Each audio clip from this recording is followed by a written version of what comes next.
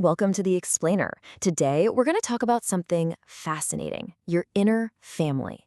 We're diving into a really revolutionary way of understanding your own mind called Internal Family Systems, or IFS for short.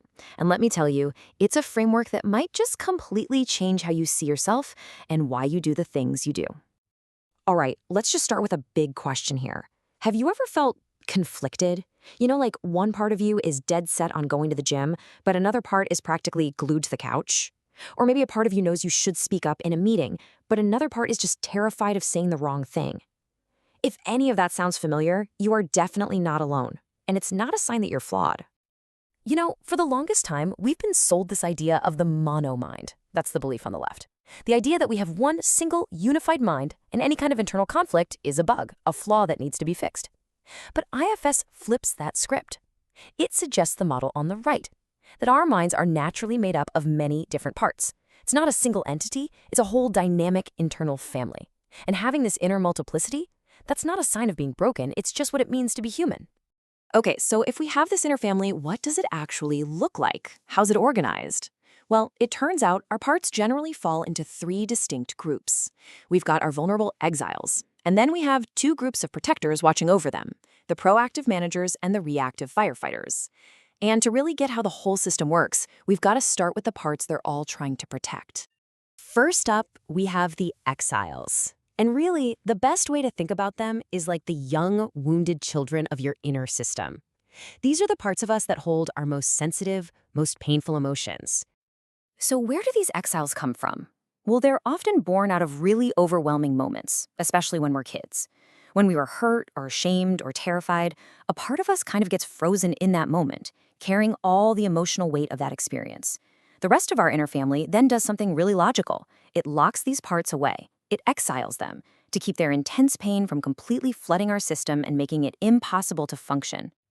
And the stuff these parts are carrying, IFS calls them burdens. And that's the perfect word for it. We're talking about the heaviest emotional weights you can imagine. That deep, gut-wrenching feeling of being worthless, the sheer terror from a scary event, profound sadness, or a loneliness that feels crushing. Exiles hold these raw emotions, and our entire inner system basically organizes itself around one primary mission: keep these burdens locked down and out of our day-to-day awareness. Okay, so that brings us to the parts that do all the protecting. And first on the scene are the managers. Think of them as the super vigilant helicopter parents of your internal world. They're constantly scanning the horizon for any potential threat and trying to control, well, everything. See, managers are all about the future. They are working tirelessly, proactively to manage your life, your job, your relationships, how you look, even what you think, all to stop any situation that might poke at the pain of an exile. Their logic is, if they can just control everything perfectly, then you'll never have to feel that old hurt again. They're the parts of us that are always trying to run a tight ship.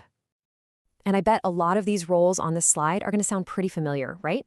We all know that inner critic who's always pointing out our flaws, or the perfectionist who has to get everything just right. The people pleaser, the controller, the worrier, these are all classic manager strategies.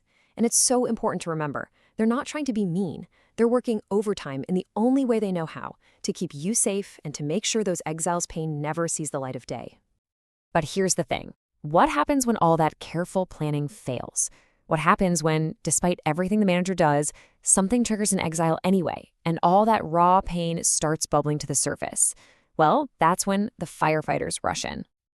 Unlike the managers, who are all about planning, firefighters are 100% reactive.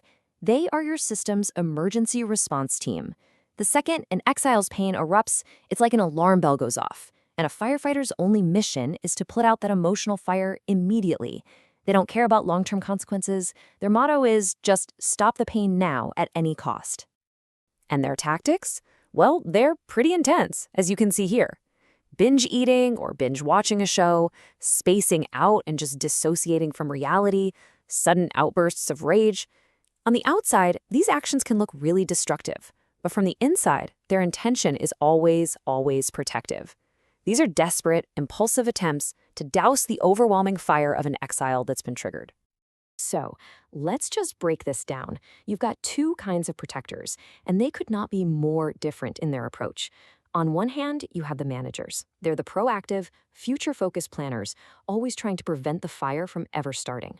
On the other hand, you have the firefighters. They're reactive, present-focused first responders, willing to do absolutely anything to put out the fire once it's already burning. Okay, so how do all these parts, the exiles, the managers, the firefighters, actually interact with each other? Well, a lot of the time, they get stuck in these really painful, vicious cycles where they just end up triggering each other over and over again, creating this endless loop of suffering. Let's take a look at this case study of a bulimia cycle, because it's a really powerful example of how this works. So, step 1. It starts with a manager part, maybe an inner critic, that attacks you for some small mistake, calling you worthless. Step 2. That attack triggers a young, exiled part that holds all that deep pain of worthlessness. Step 3. The pain is so intense that a firefighter part has to jump in right away to numb it, in this case, with a binge. And then step 4. The inner critic manager comes back with a vengeance, now shaming you for the binge, which just triggers that same exile all over again, and the whole painful cycle repeats. And this brings us to what is, honestly, the most revolutionary and compassionate idea in this whole model. There are no bad parts. Even the parts of you that seem the most destructive, your harshest inner critic, your most out-of-control firefighter, they are not bad. They are good parts that have been forced into these extreme, painful jobs because of things that happened to you. Every single one of them is trying, in its own messed up way, to protect you. So you see, getting to know your inner family isn't just some intellectual exercise to label your behaviors. It's really an invitation to listen with compassion. Instead of fighting with these parts of yourself or judging them, we can actually get curious. What are they trying to protect you from? What are they so afraid of? And by asking those questions, we open up a whole new path to healing, helping all our parts find new, healthier roles to play. So the real question is, what story is your inner family waiting to tell you?